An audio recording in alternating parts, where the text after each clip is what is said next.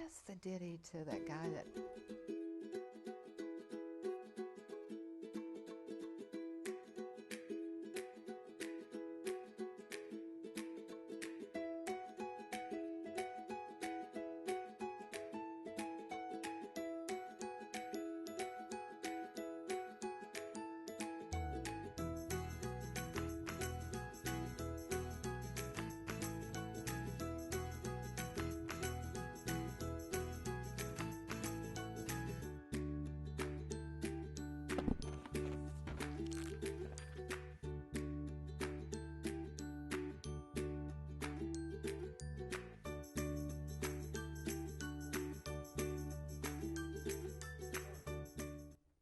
Hello, and welcome to our second episode of the Habitat Home Show. Today we're going to focus on our Family Services Department, which is by far the most important department within Habitat for Humanity. Today we'll also take you back to the 6700 Sandy Drive build to show some progress that has been made since our last episode, as well as highlight a group of individual volunteers from the University of Dayton. And, of course, get to your favorite part of the show, Norm's Know-How, where he'll be giving you another tip that you can use in your own home. So to start off our program, I'd like to introduce Gail Basine. She is our Family Services Director. Correct. Yes. And how long have you been with Habitat, Gail? 8 years. 8 years. Mm-hmm. Holy cow. So you've seen a lot of different families come in, huh? I have. I was looking at the number of people. It's about 10 or 12 houses a year, 10 or 12 families. So that's, 80 families. Wow. So I know. So what exactly does the Family Services Department do for our Habitat partner families? Well, everything starts with us. Those people that are interested in becoming a Habitat homeowner, give us a call, and what we do is talk to them about the whole process, what they have to do, and then we have them come to an orientation, and if they're accepted into the program, they start a whole series of classes, and then we help them work their way towards home ownership. Holy so cow. It's a lot. How many families come to you, like when you do the orientation or apply each year to Habitat? We have sometimes between 60 and 80 families, so that's quite a few people. Per year? Per year it's double that. Double it's that? about Okay. 120. Holy Yep. cow. Mm-hmm. Okay, and so how does the Family Service Department work to make the Habitat partner families more successful as homeowners? Well, we have a series of classes that we make sure all the families take. We want to make sure everyone is as prepared to be a homeowner as they possibly can be to be successful. So we have classes like community involvement, which kind of teaches them how to live in a neighborhood, what kinds of things they could be involved in. We have classes like money skills as well that teaches them how to budget. So that's a very critical class, because we want people to realize that they're going to have to pay a mortgage. And that mortgage, after they've bought the house, they need to know how to budget their money. So that's really a critical class as well. So all of those educational pieces are ways that we help them become successful. We also encourage them and talk to them. We have a mentoring program that we assign every family an advocate, and that advocate walks with them through the whole program. So that's been very successful too, and it makes a difference in how a family is able to move into their house and then stay there and be able to pay their mortgage successfully. So it's a lot. It sounds like it works. Yeah. Tell me more about how to be a good neighbor. What exactly do you mean by that? Well, a lot of times and all of our partner families or applicants, when they come in, have always been renters. So when they were living in a rental, you don't exactly engage in the neighborhood, usually. And I think that's been the experience that our families have had. So we invite somebody from the city government to come in and kind of talk about what it might be like to belong to an association, maybe a neighborhood association, or just what is the advantage of voting just for a city government and so forth. And then also how to get along with neighbors, what it's like as a homeowner, because it's a different viewpoint than being a renter. So as a homeowner, you want to respect your neighbors and you want them to respect you. and just what's involved with that. If you have a dog, what do you do if there's some issues with a vicious dog that lives next door? And I could tell you one of my solutions, but I won't now as far as vicious dogs are concerned.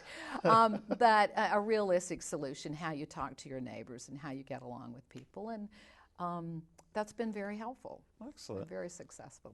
And it's Pete, your solution to dogs is PETA approved, I imagine? Oh, yes. Of course. It Yeah, is. we don't want to make anybody mad, of course. No. So what does it take to be a successful Habitat partner family? To be successful, I think it takes, first, a willingness to do everything, because our requirements for becoming a partner family are you have to be willing to do all the work that's involved. So a family applies to the program, and then they have to be willing to work on their own house, to help build their own house, as well as the homes of other Habitat families. They also had to attend all those classes. I was talking about the money skills and legal issues and nutrition and a lot of other classes, the community resources. So that's one thing, is a real willingness to partner with us, because it's not, a lot of times people think that Habitat is a giveaway program, but I've already talked about the mortgage. Right. So there's I think you said nothing mortgage a couple times, yes, if I I remember did. correctly. That's Yeah. right. And a lot of people don't know that, because they think that Habitat just gives a home away and people step up and get it, and that's great. And sometimes we wish that would happen, but no, there's a mortgage to pay. So to be successful, they have to be willing to do all the work that's required. And I think they have to have some patience too, because sometimes it takes a little bit of time to get through the program to get to where they want to be. How long does it take? Our program, usually from the time that you're actually accepted into the program, it could be 15 months, just depending on a lot of other concerns. Have they, finished all their classes? Have they started their savings program, which goes towards paying their property insurance? And yes, patience, a lot of patience. So. It probably takes patience on your end, working with that many families also, I imagine. I wouldn't say that necessarily, but yes, it does. And sometimes, yes, a lot of patience. So, and we all have it at Habitat. That's for sure. So how do you choose the families that want to become Habitat partner families?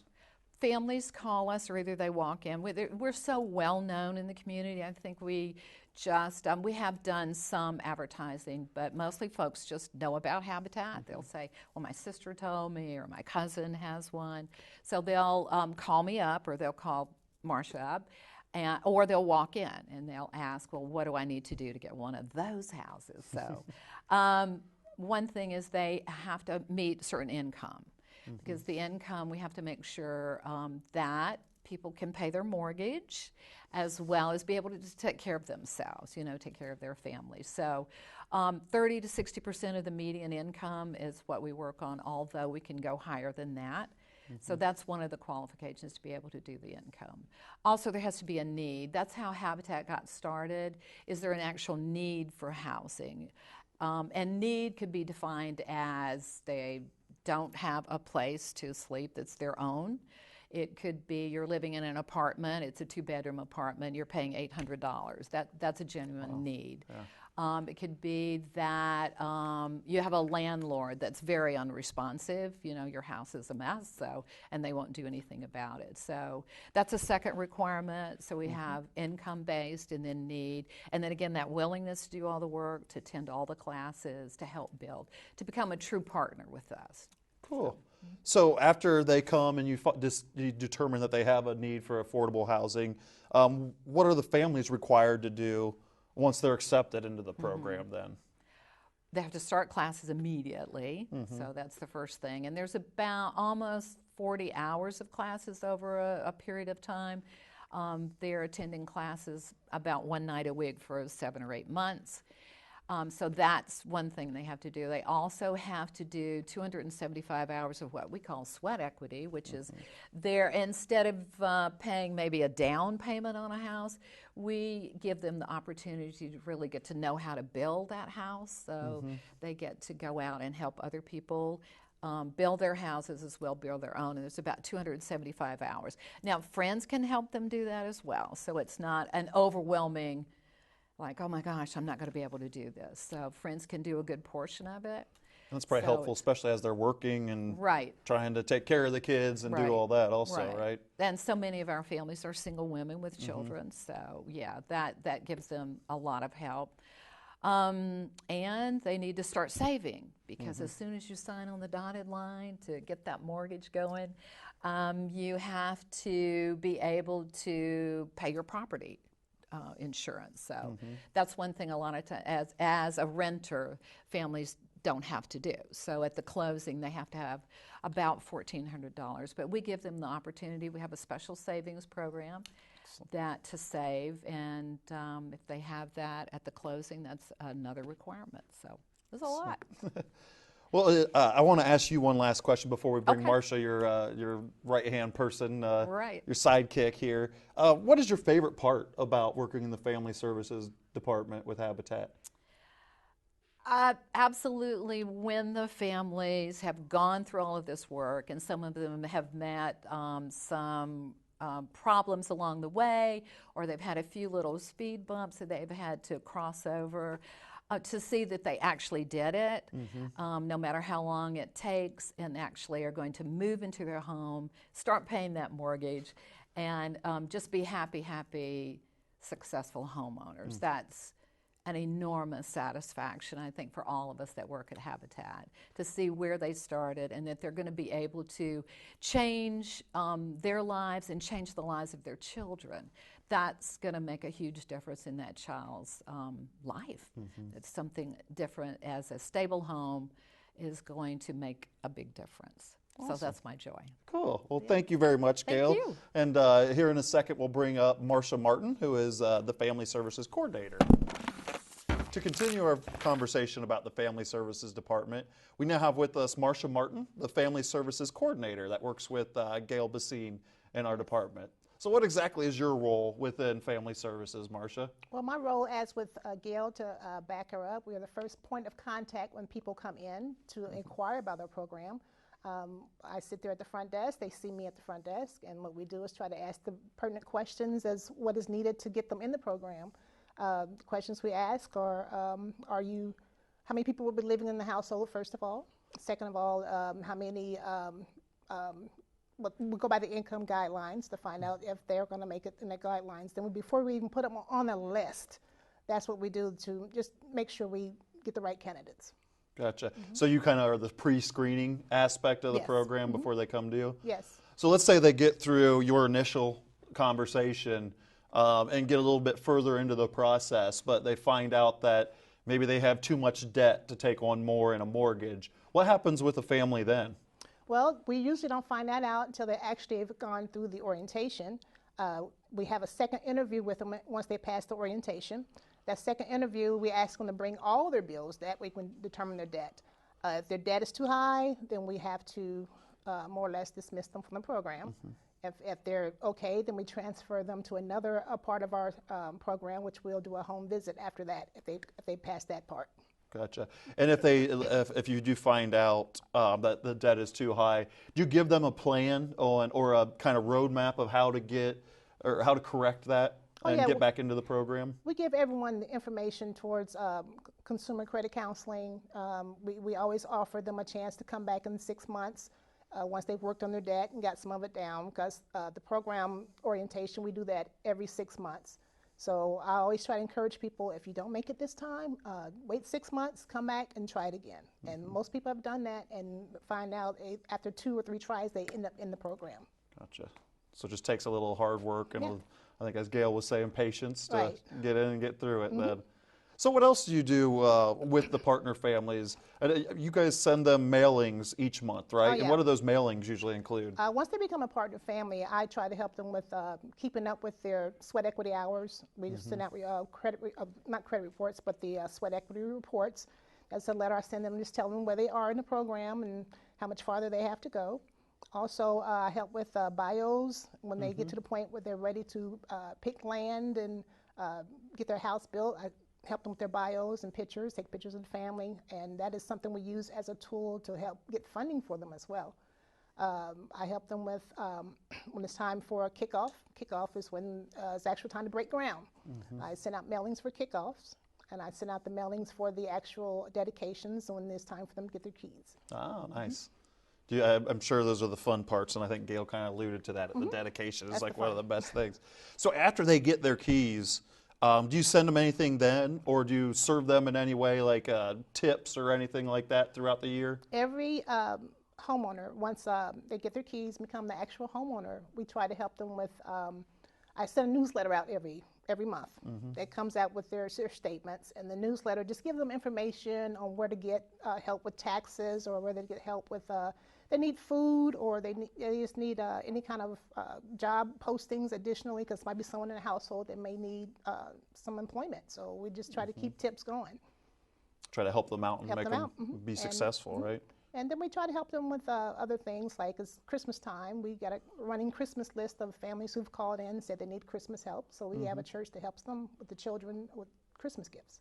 You're probably ramping that up right now, Oh, right? yes. Oh, yes. Gotcha. Yeah, phone's ringing off the hook.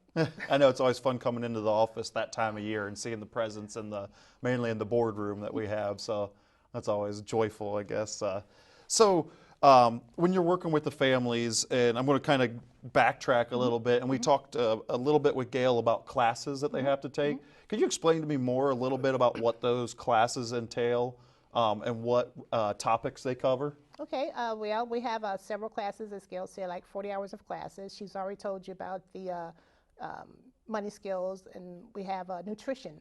That's the one of another long class that we do, but it's very important. We teach the families how to save when they're buying food, how to create nutritious food for their family, because some people are just eating, too much salt, and when they come to the class, they realize, oh, I've been eating wrong all this time, So they really enjoy that. Community involvement, as Gail said, community resources that would help them, if you get in trouble and you don't know where to find help, you have this resource. I think they give them a little tablet or something like that, a little booklet to tell them where to go get help when they get in trouble. So they won't sit back and just let everything fail because they don't know where to go. Yeah. So when a partner family does get in some trouble, Habitat's the mortgage bank also. Yes. And I know that's kind of another part that's in the Family Services Department, correct? Yes. Are they able to, does Habitat work with them then if they, let's say their hot water heater goes out, or their heating system, their HVAC system goes out, and they need to get a new one? Is that something that Habitat works with then to help them meet both needs, still pay their mortgage? Well, every family that comes into the program is given a book of resources, and that resource would tell them what happens when your water heater goes out, what happens when your furnace goes out. These are people that they would call to get help. If it's anything that still under any kind of warranty, then yes, it's covered by us. Like any other homeowner at that point. You are responsible for your home, so just refer to your book. Yeah.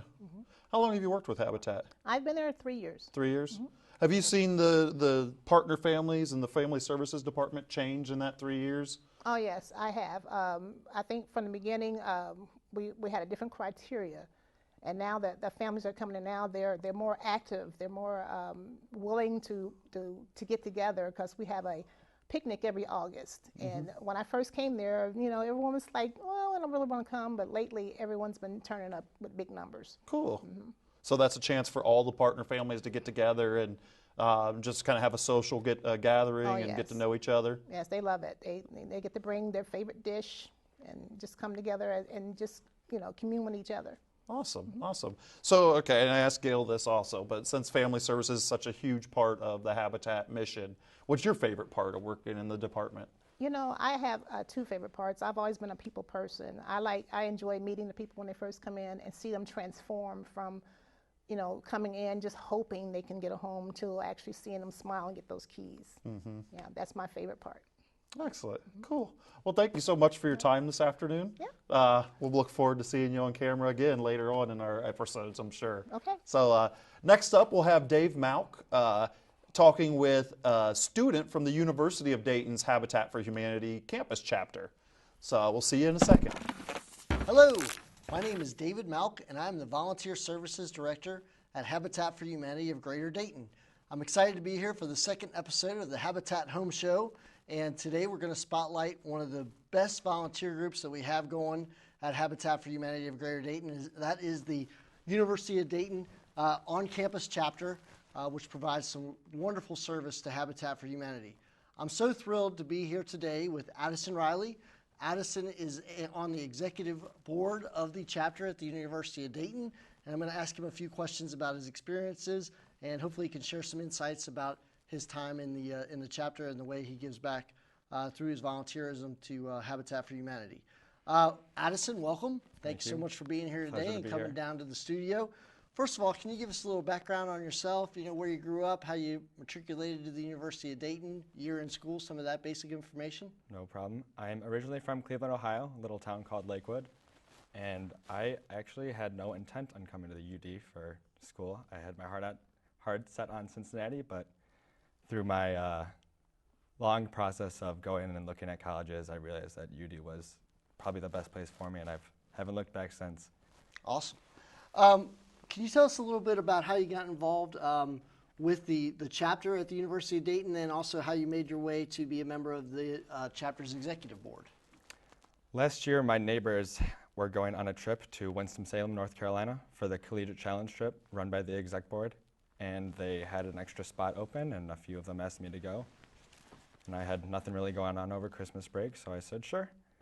And it was a great experience, and I loved it so much that when they were having elections for the exec board the next year, I volunteered to run this trip, and I was elected. And I'm in charge this year, and I'm happy to say we're going to Johns Island in South Carolina, and I'm really looking forward to it. We got a good group of 15 students going down this year. Awesome. And can you tell us a little bit about when you say the Collegiate Challenge? I'm assuming that at that outing, at that meeting, you got a chance to meet with other chapter presidents from throughout the country and other chapter members from throughout the country? Yes, last year we actually had the pleasure of going with our close neighbors of Ohio State, and there will be 2 other affiliates with us this year in South Carolina, but I'm not sure who they are yet.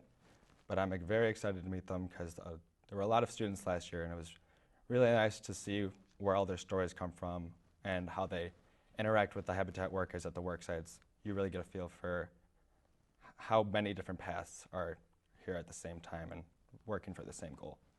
What do you enjoy most about being a part of the chapter on the UD campus? Our exec board this year is amazing, proudly run by our president, Alicia De La Zappa.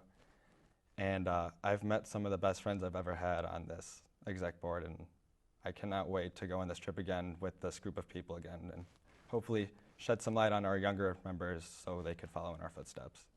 Did you know much about Habitat for Humanity before you joined the chapter at UD? I had a main idea, but I didn't really know how it worked. So it was really nice to be kind of thrown in there without any knowledge and really have to adapt and learn from the people around me. Can you give us a sense of the flavor of kind of a month or a semester of being a part of the chapter, as far as the meetings that you have on campus there, but then also the opportunities that you have on the build sites and kind of how it all works together?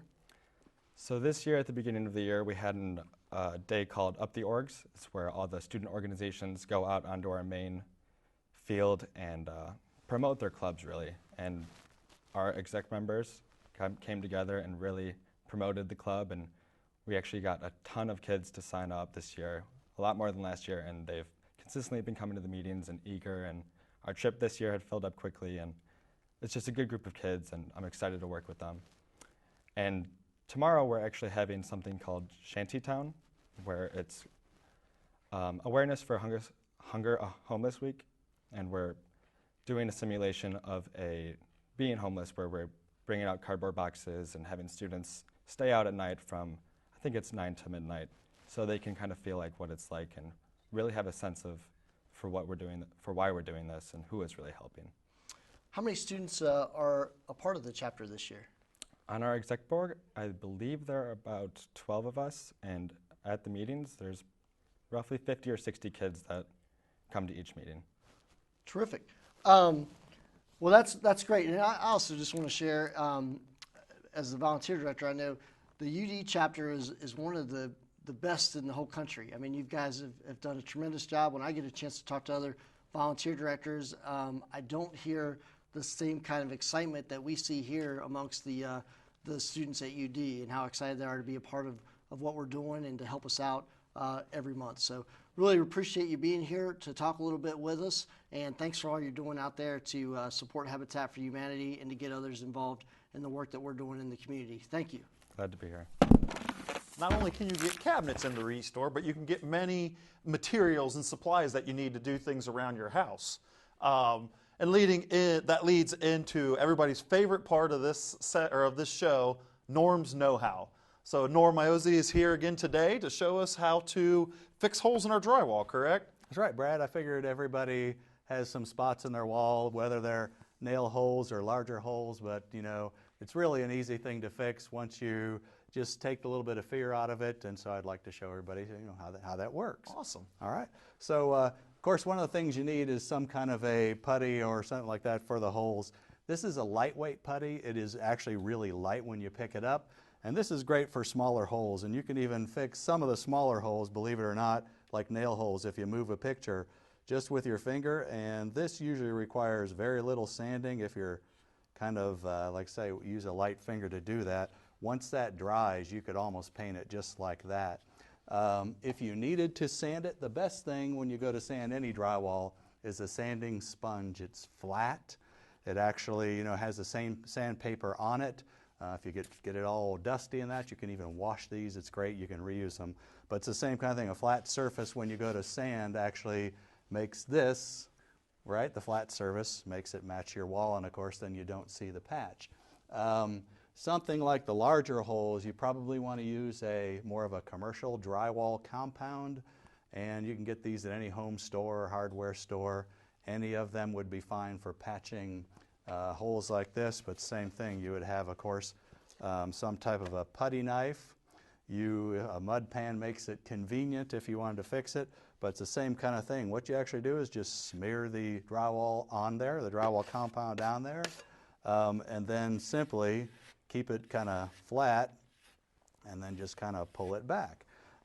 When you do something like this, you want to take as much of the drywall compound off as you can, and then when it dries, if you do it like that, actually it'll sink in a little bit, so a lot of times you have to do it twice. Something else, if you look at this spot right here next to it, what I've done is actually I filled it, kind of left it a little bit heavy, and then if you just kind of pull as much as you can away from the hole like so, and let that dry overnight, you end up with a little spot like this, but then when you go to sand it, you actually don't have to put a second coat on. You can just sand this flat. Larger holes require something a little more, like one extra step is involved. So if you look at this hole here, it's kind of similar to what your doorknob might make on your, like say if the door hit the wall. And to fix something like that, you need some drywall tape. This is a paper tape. They actually have a fiberglass tape too, which is kind of similar. And you basically will take the tape, cut it to length, or you can just tear it.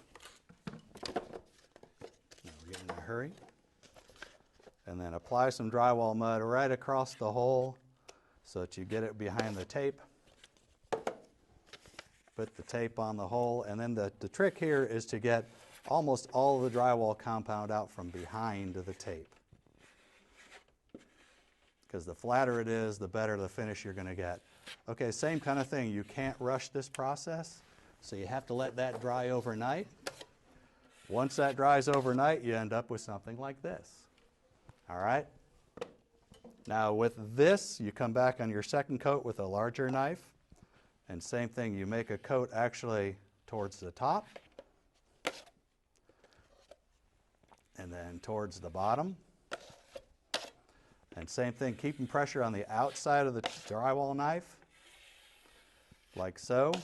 And the idea is you barely just cover the drywall tape so that when everything is said and done, you end up with a fairly smooth surface. When that dries overnight, you sand the edges first, lightly sand across the middle, and you end up with a part of your wall that looks just like the rest of it. Paint it and you're done. Looks like new. Looks Amazing. like new. And if you want to learn more of these kind of tricks, you can volunteer with Habitat for Humanity. Every day we teach people everything from framing to drywall to painting to roofing to siding. and simply go to DaytonHabitat.org and sign up. And like I say, we have sites, probably 3 or 4 sites going all year round. Excellent. Well, thanks for the tip, Norm. This is going to make wall repairs much easier for everybody, I'm sure. Very good. Thanks, you, Brad. So our next part, we'll go in and see what the progress is on our 6700 Sandy Drive. Well, every month we're trying to update you on the progress of one of the builds we're building in the region. And so this week we're going to continue looking at 6700 Sandy Drive. It's a build in Trotwood, and it is actually our Pope Francis build, which we talked about in our first episode. So as you can see at 6700 Sandy Drive, we're kind of finishing up the exterior, starting to work on a lot of the siding. The roofing is finished as we speak. They were still working on it, I think, when this video was taken, but I do believe it's finished. So it's under roof. All of the exteriors getting finished up and ready to be done. All of our interior mechanicals, all the electrical, plumbing, HVAC has been done, and it's getting ready to be inspected, put insulation in, and then eventually we'll have some drywall on there where Norm's mudding skills or hole fixing skills will probably come in handy, as accidents do occur as far as ladders hitting a wall or something after it's finished. So we encourage you to sign up to volunteer on the build, or you can still support the build financially by going to www.daytonhabitat.org. And feel free to sign up. You'll be able to find any time or any of the time slots that are available to volunteer, or again, you can go to the Donate Now button to support that build financially. So we look forward to seeing the wrap-up of this build in our next episode, as we should be getting close to be finished with it, as we're trying to finish it before the end of this year so that we can move another family into safe, affordable housing in the region.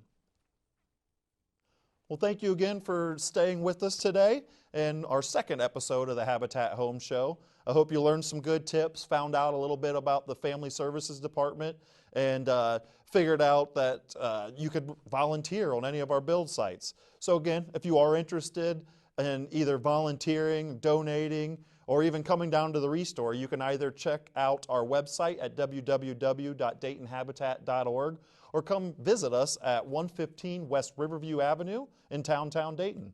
So I hope you have a happy Thanksgiving, and we'll see you next month.